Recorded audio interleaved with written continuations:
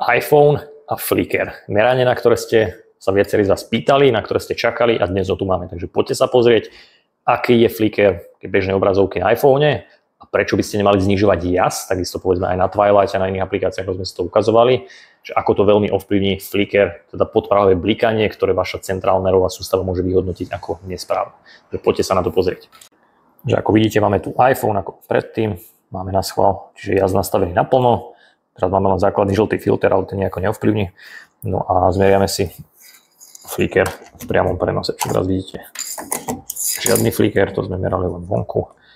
Dáme takto obrazovku a vidíte, spektrometer vyhodnocuje v reálnom čase. Trvá mu to zhruba 10 sekúnd a uvidíte tam zmerané herce, percentuálny indexový, ale pre vás sú dôležité najmä herce.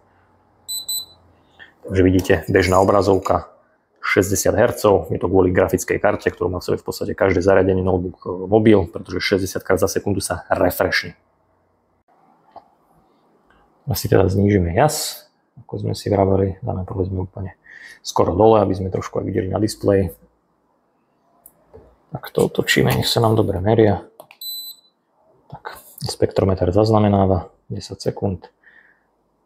A mali by ste vidieť, že keď sa zníži vlastne prívod do lediek, tak vzrastie Flickr, čiže vidíte, že aj percentuálny vzrastol aj množstvo hercov, takže obrazovka v skutočnosti začala rýchlejšie blikať a hlbšie, čiže je tam väčší prepad medzi maximálnou amplitúdou a tou zníženou hodnotou.